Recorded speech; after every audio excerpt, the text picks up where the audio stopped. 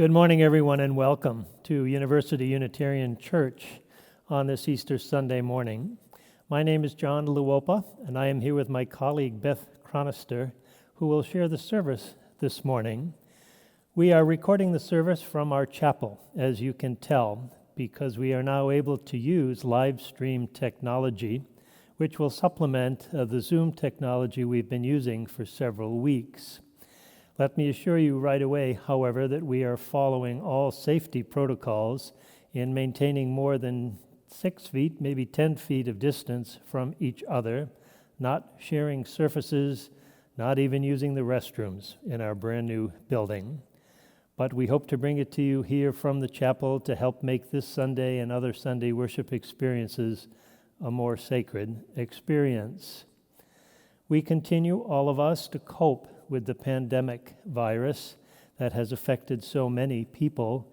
And as we begin the service this morning, I want to say to all of you who are healthcare professionals working in the greater Seattle area, and all those who are considered essential workers, on behalf of this community, we extend to you our deep gratitude. This is a very difficult time, we know, for you, and some of you are called upon to make life and death decisions without the resources that you could have counted on at a different time.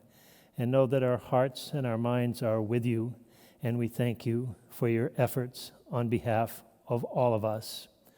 We want to say, too, that we are also aware of the economic situation that has been visited upon us as a result of the pandemic, and will probably continue for quite a while after it peaks and seems to slow down.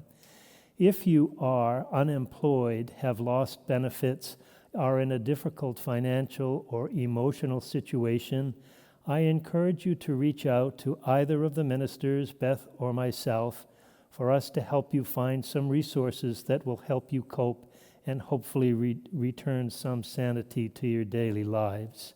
Many things are being visited upon all of us now for which we are mostly unprepared, but the one resource that we do have is each other. Let us be grateful for it, and let us use it to our wise and sustaining advantage. Let us begin the service this morning. Zoom coffee hour will resume as it has in the last several weeks. There will be instructions on a slide at the conclusion of this service to help you enter into those rooms.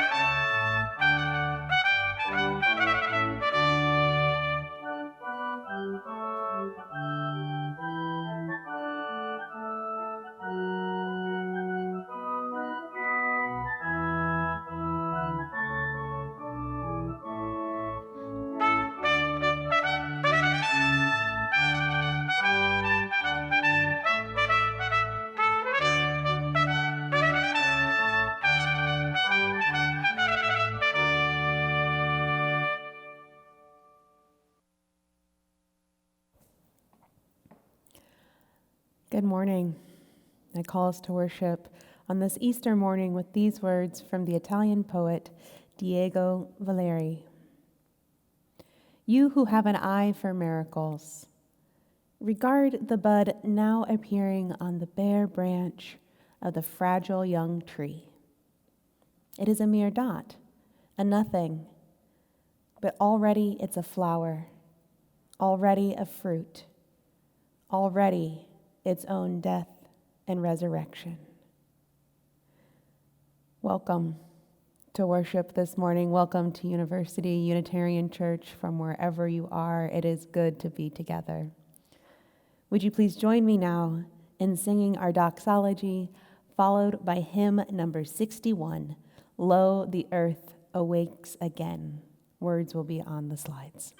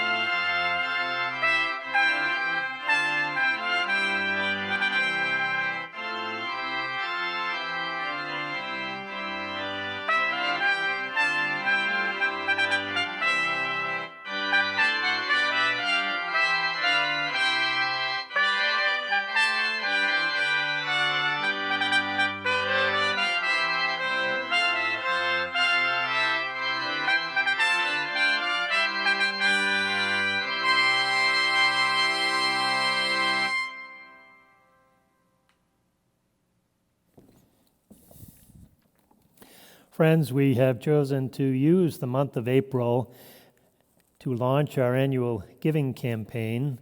And beginning today and over the next several Sundays, we're going to feature voices from this congregation who will speak to that effort and to the meaning that this community has in their lives. This morning we will hear from Ken Munt.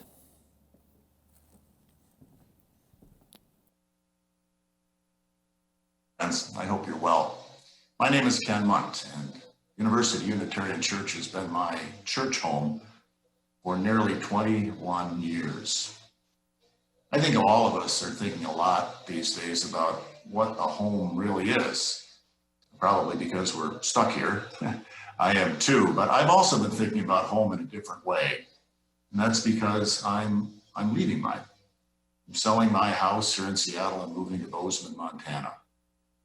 No, because of the virus. There are cases of the virus in Bozeman as well. But instead, I'm moving to Bozeman because it's a dream come true. My boys and I will get to live in the same town together for maybe the last time. So I can't wait. It's a great adventure. But to start on this adventure, I have had to make all kinds of decisions about what to discard and what to keep so I can build my new home in Bozeman. Well, I'll tell you one thing I'm not going to keep, and that's 1,500 prints in 20 shoeboxes. Most of those didn't make the cut. But 2 boxes filled with children's books that their mom and I read to the boys when they were little. I'm going to take that along as I build my new home in Bozeman. But there's another home in Seattle that I'm leaving that I can't take with me. And that's my church home, University Unitarian Church.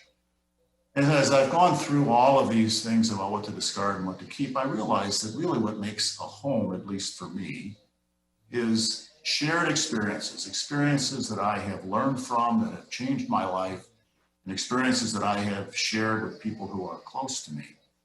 And those experiences are bound together by love. And that has absolutely, without a doubt, been my life for these 2 decades at University Unitarian Church. I have shared so many experiences with you, and they've all been bound together with love. I'm very grateful for those. And they run the gamut. Both of my boys were held by you in love during child dedication ceremonies. My youngest, Max, is 17, but he was 2 days old when you dedicated him in our church. And on the other side of that spectrum, you held the boys and me in love when we celebrated the life of their mom, Elizabeth, who died nearly 10 years ago. So it's a host of experiences that I have come to love and cherish at University Church. So as I leave, I have a request. And the request has to do with how you might think about making your pledge this year. And my request is not to the people that I know, the old timers like me. You know, we've worked together, we've laughed together, we've worried together. Many of you have been members of this church for twice as long as I have been, but we've worked together. And along with the leadership of our ministers, we got this church to where it is today. Thank you for all of your work. So when you think about your pledge, I have no request, actually, because you've come through over and over again. I know you'll do your very best. It's not a matter of taking you for granted. It's just a matter of depending on you because we know you'll always come through. But my request actually is for people that I don't know. Maybe you're very new to the church, and when you came in and you looked around and you said, "Golly, I didn't know there was a church that existed like this. I've been thinking about something like this my whole life, but now I found it." And I would say to you from personal experience, it's not too good to be true. It really is what you see. My request also goes to a group of people that I barely know or don't know at all, and that's those of you who are on fire now. You've been part of the church family for a while, and you're taking over. You're the leaders of the church. Maybe you're passionately involved with all of our social justice causes, and you see University Unitarian Church as the platform to put that passion into action. Maybe you're involved with church school. Maybe you teach down there. Maybe your kids are there. Maybe you're involved in the music program, whether you're singing or playing or just listening. Maybe you're involved in the care of our members, on the care team, making calls with covenant groups. Whatever it is, you know that you're on fire. As a matter of fact, sometimes I bet at the end of the week you think, man, I spent a lot of time on church work, but it was great. I loved it. This church is yours now. My generation of leaders are gradually moving on. Me to Montana, others, it just happens. That's life. This is your church now. It's your opportunity. So my request is when you think about your pledge this year, think about the opportunity that lies before you. Think about the loving responsibility that you have and make a pledge that really supports that responsibility and everything you feel about the future of our church. And one more thing. This coronavirus stuff will be behind us. We know that our world will be very different. Our own world, the life of our church, the life of our community. I believe that those differences will be that people will look for more ways to bring compassion into their lives and into their community. They're going to look for more creative solutions and ways to bring more equity and justice into our world. And they are going to look for more ways to connect deeply. Our church can lead that. It will lead that. It's your church now. Please make a pledge that reflects your view, your vision of what this church can be. Thank you. I'll miss you. Take good care.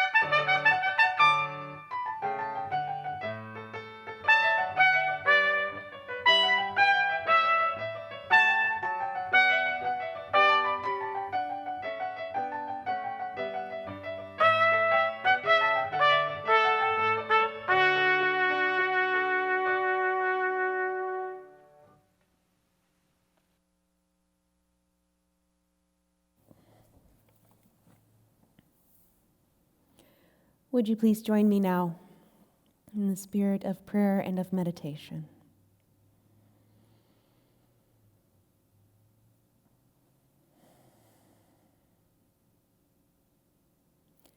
Easter morning, with its triumphant trumpets and message of resilient hope, does not come without first entering into the cold depths of the tomb.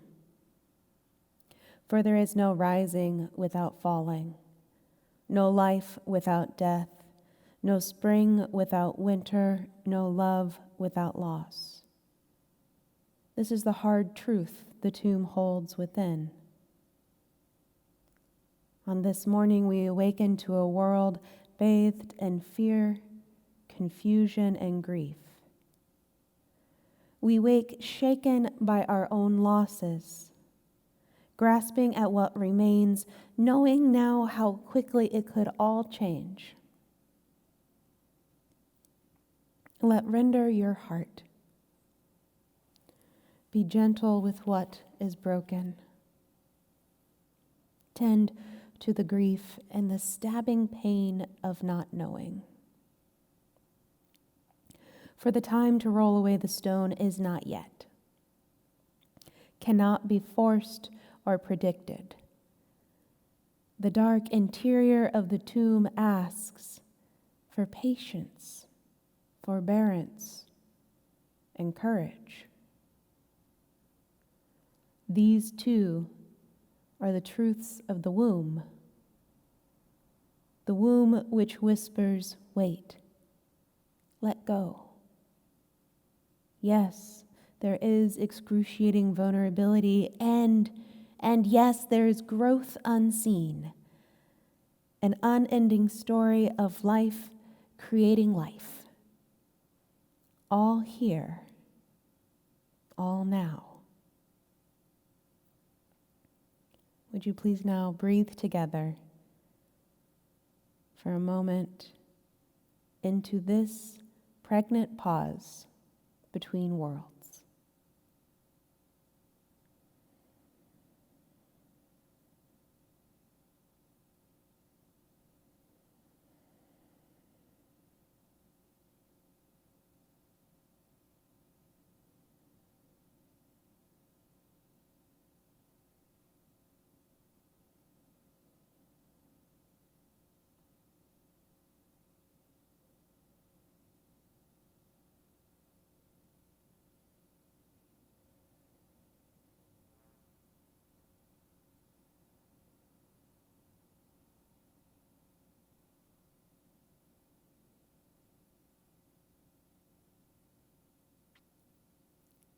I close with these words from Henry Nouwen. There is always reason to hope, even when your eyes are filled with tears. Amen.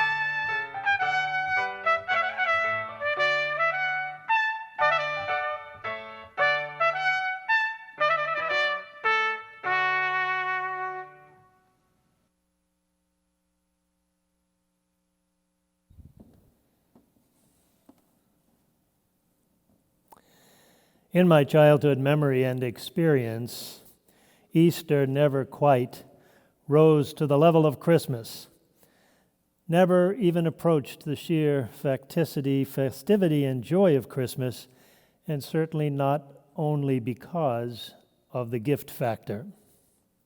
Easter had its fun, too, although it was pretty modest. Coloring eggs at the kitchen table on Saturday afternoon, eggs that would mysteriously end up the next morning in an Easter basket full of items more attractive than hard-boiled eggs, actually.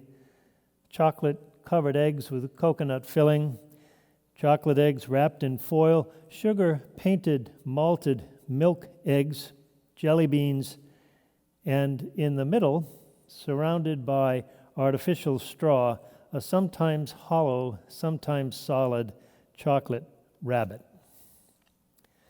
My family also spent a great deal of time in church all of that week, beginning with Palm Sunday, and then Wednesday night and Thursday night and Friday afternoon and Sunday morning, an Easter sunrise service on the hill behind the church, followed by a Swedish pancake breakfast that my dad and others got up at 3 a.m. to start making, and then finally the festive worship services of the day.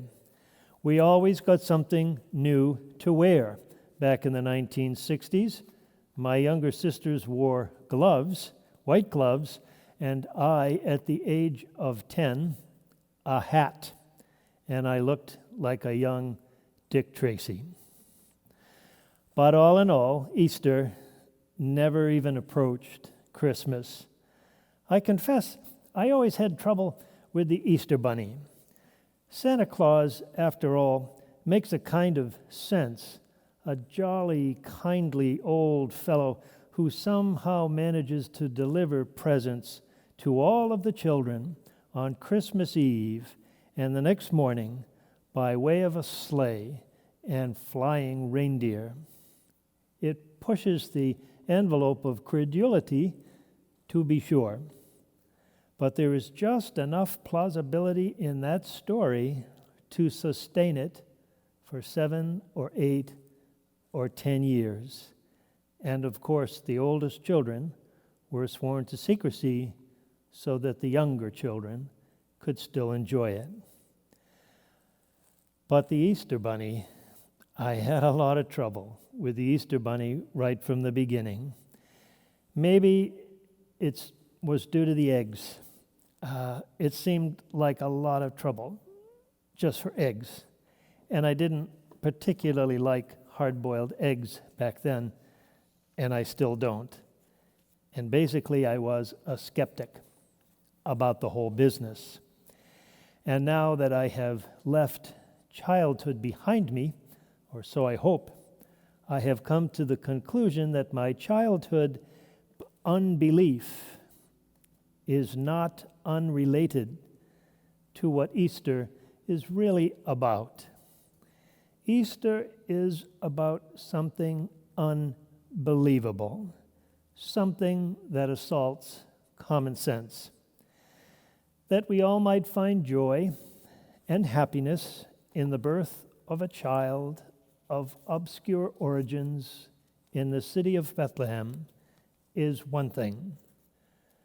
But to claim that a man died and didn't stay dead makes no sense whatsoever. Things like that just don't seem to happen in the world we live in. And all of this difficulty, though, begins with the so-called original sources of these stories themselves in the Gospels of Matthew, Mark, Luke, and John.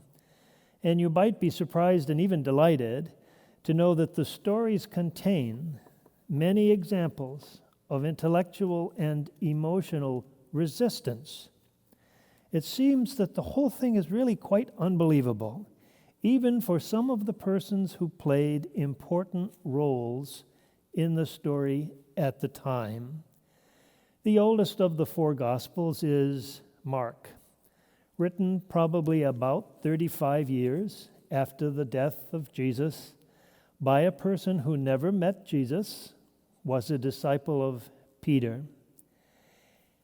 In Mark's Gospel, 3 women go to the tomb after the crucifixion to prepare the body, and when they get there, the body is not there. And they are terribly afraid, and they run out of the tomb, bewildered, bereft. And that's the end of the story, according to Mark. Perhaps it has a strange quality of reassurance to all of you skeptics listening in this morning. But if there is anything I have learned over these many years, it is the accuracy of Emily Dickinson's warning. She said, "Truth must dazzle gradually, or every man be blind." Truth must dazzle gradually, or every person will be blind. Especially in our greatest uncertainties, we still possess truth, but partially.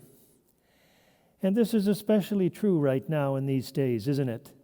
I'll wager that most of us live with a very great deal of disbelief or even unbelief at what is happening all around us, in our families, in our country, all across the world. Our childhood belief that things will always get better, that we are immune from danger, that we are strong and physically resistant, financially secure, and that we can always trust in the protection of government and of our leaders. All of these things have become suspect today to a very great and painful degree. Yet at the same time, we hunger for truth every day, but can only take in so much. We are addicted to the news cycle, checking our phones and our computers many times a day, sometimes even minutes apart from each time we enter those sources. And we are overwhelmed with the news, mostly bad, that we are hearing. Truth dazzles gradually, but too much of it, too fast, will make us blind, will make us unhappy, and will make us uncertain.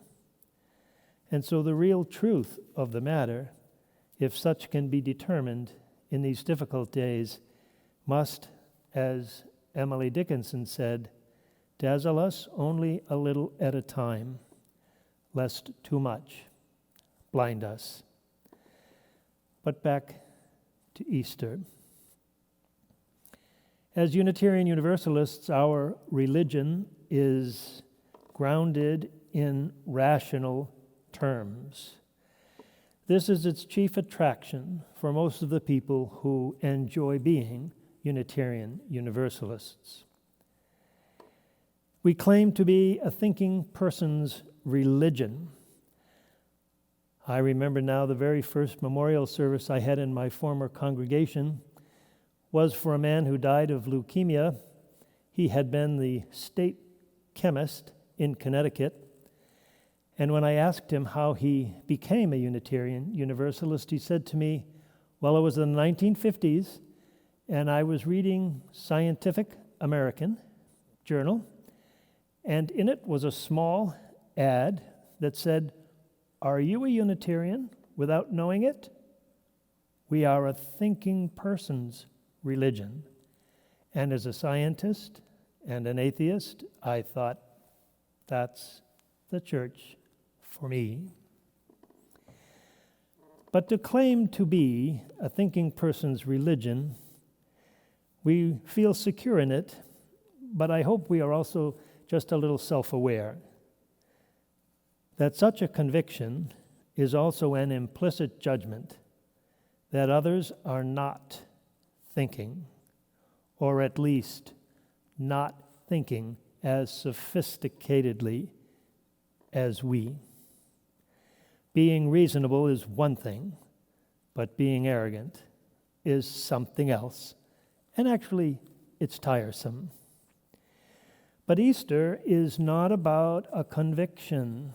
It is not about a belief, and it isn't even about a claim. We avoid this fact by thinking that Easter is really nothing more than a spring festival, a celebration once again in the recurrence of new life after the death of winter. Indeed, the festival itself was put in the springtime, so that it could align with those natural rhythms. But for most of our folks today, we're content with it being just another spring festival. But Easter is basically about a question. And knowing how much we like questions, it has always puzzled me how quickly we Unitarian Universalists avoid this one. Easter asks if we have ever encountered a reality that transcends normal intellectual categories and common sense. Easter asks us if we have ever trusted something we could not prove.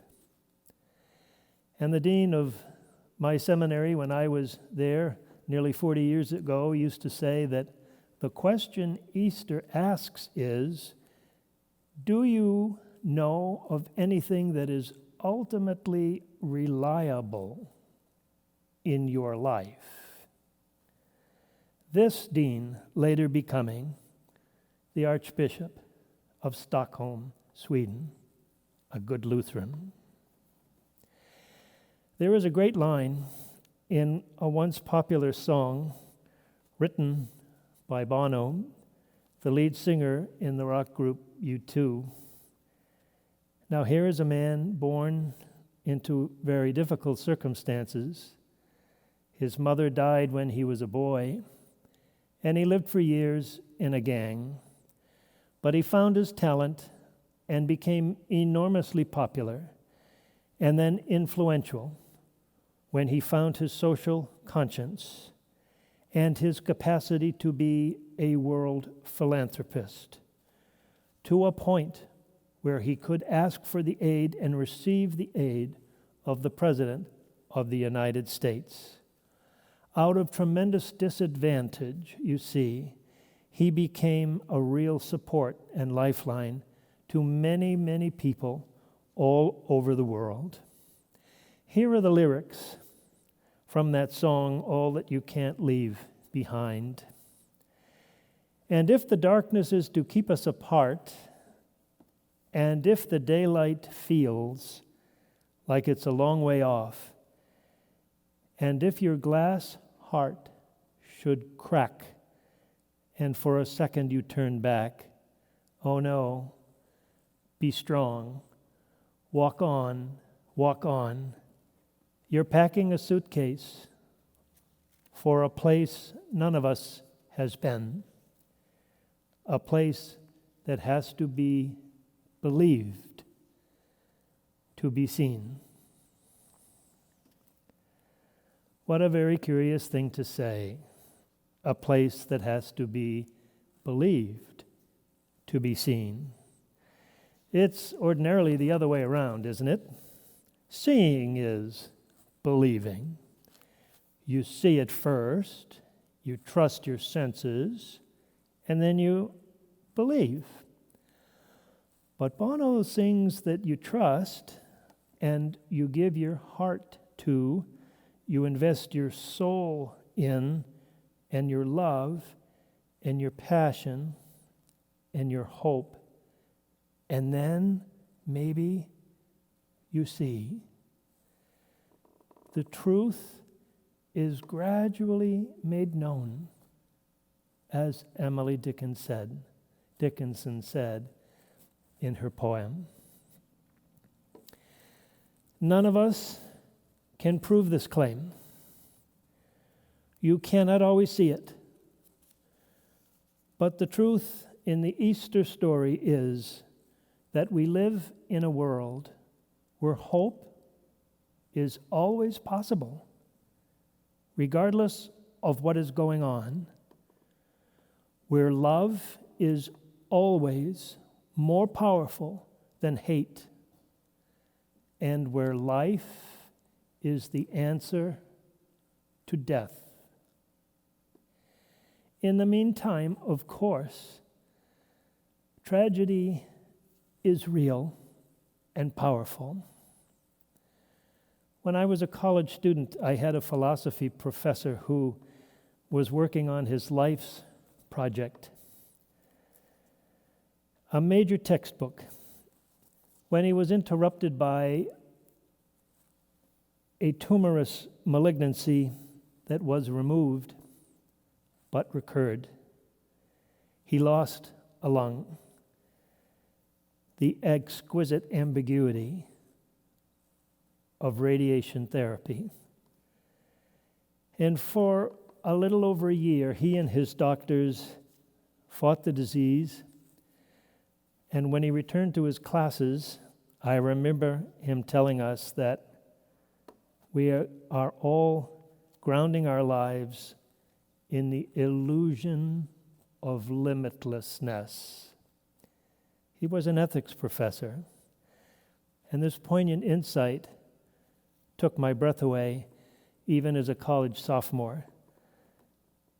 What we need to learn most is what it means to be a human being, a fully human being, and his cancer returned, and he died at the age of 50. His departmental colleagues completed his excellent book. Death literally did not have the last word in his story, for his colleagues believed in an outcome, a place that they could not see.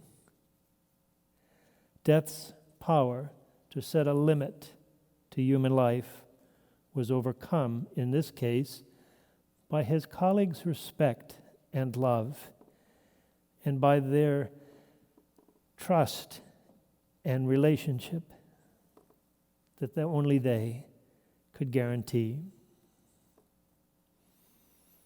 At this season, I remember many stories, powerful stories, of overcoming the most horrendous adversities. I'm sure that you are familiar with some of these as well. You may even be living one of those stories yourself, to which I say, good for you. God love you. But I remember the story of a Palestinian astrophysicist, Suleiman Baraka, the eldest of 14 children, of a butcher. He rose from very difficult beginnings in war-ravaged Gaza to become an astrophysicist, a space weather expert and a researcher for NASA. While his parents had no formal education, he grew up in a family that treasured learning. He earned a master's degree in physics from the Islamic University and later a doctorate from the Paris Institute of Astrophysics. He went into politics. That's where the trouble began, really, and was imprisoned as a political dissident and was tortured and eventually released when he returned to academia. He was into a year of research at Virginia Tech for the National Science Foundation when his family home in Gaza was completely obliterated by a bomb. His 11-year-old son was critically injured. Suleiman flew back to Egypt to be at the bedside of his dying son, but his son had died before he arrived, and he was not permitted to enter Gaza for his son's funeral. Heartbroken and bereft, he came back to the United States to finish his research. Within a year, he returned to his native Gaza with a new mission: to get young people excited about space and to honor his son's memory. He procured the first known telescope to be used in Gaza, and 3 weeks after arriving, he held his first star party in the courtyard of his son's school, and 4 children showed up. Think of the irony of a child looking out into the vastness of space with its sparkling stars and burning sun, when where they live is such a narrow space, sealed off by fences and walls and guns and institutionalized hatred.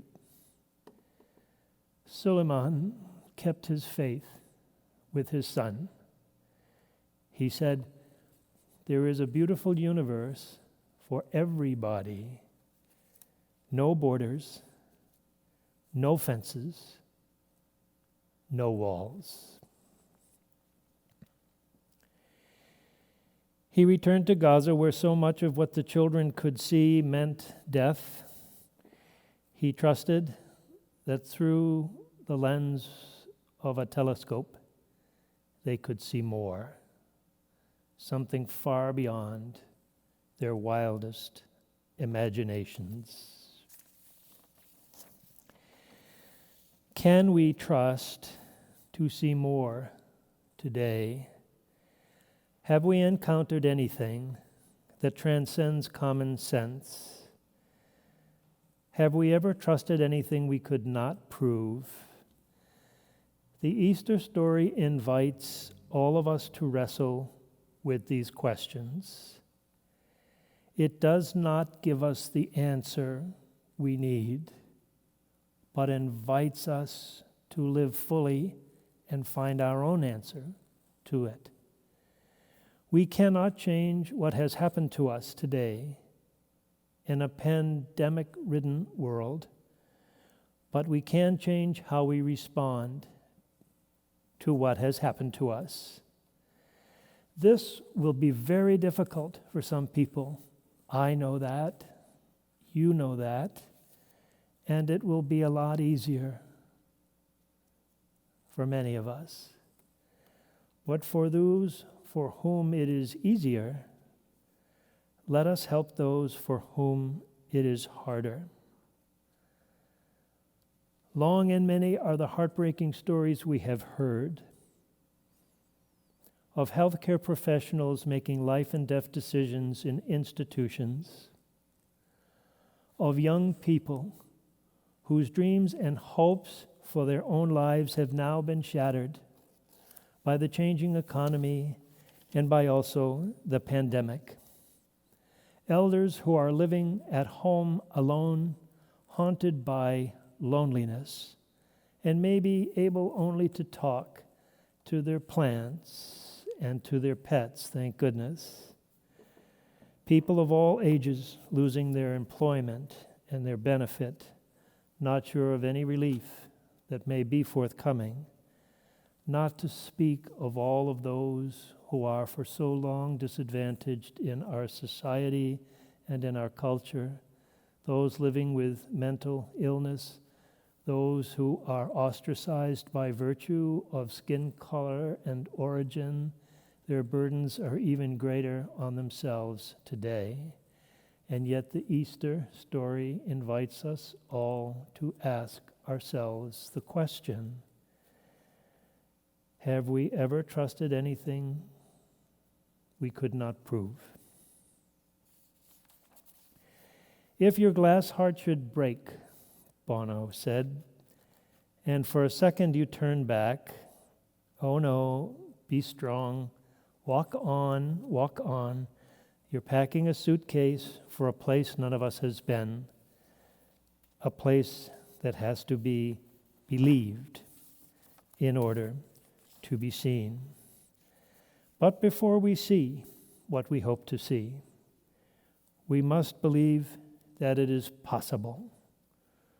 We must believe that a vaccine will be developed, that the dead shall be properly and truly mourned, that the hopeless shall find hope, that the unemployed will find work, and that as a result of this tremendous challenge that faces us here in our beloved country and all over the world, that this may be a time of enormous cultural reset, where we may become, as a species, more equitable and more compassionate and more sustaining of those things that all of us truly, truly need. That is my hope. That is my prayer. And I hope you will join me in this journey and resolution. Amen. Our closing hymn this morning is hymn number 270, words for which will be here on the screen.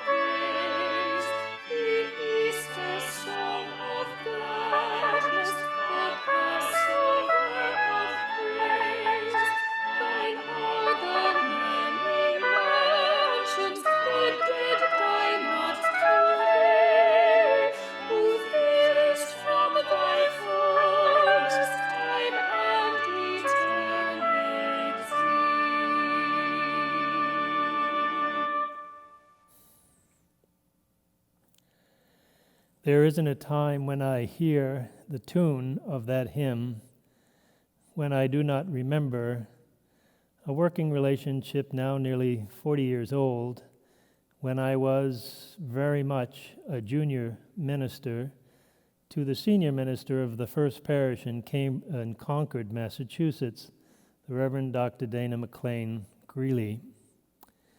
Dana died of cancer after a several year struggle with it. That was his favorite hymn tune, and of course, hearing it, I think of him. His very last sermon was preached on Easter Sunday in the meeting house there on the town green. He was so weak that 2 of his daughters had to hold him up so that he might stand in the pulpit. The meeting house was full to capacity. There wasn't an empty seat on the main floor, and all 3 of the galleys were packed with people.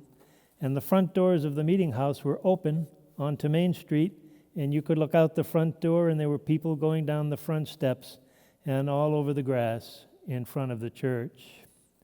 And on that morning, he preached from Deuteronomy 6, "I have set before you this day life and death. Therefore choose life, that you and your descendants may live, and to see him, and to hear him, and to love him." Give his last sermon on that topic and that condition made all of our hearts sing, even 40 years later. Let us take much of love into all the struggles of life, and when the recall sounds and the shadows fall, as they must, may we have hearts unembittered by all we have suffered, yes, and uncorrupted by all we have enjoyed, and be at the last remembered, cherished, and loved as those who lived boldly. Amen. Happy Easter, happy Passover, happy spring. Be well.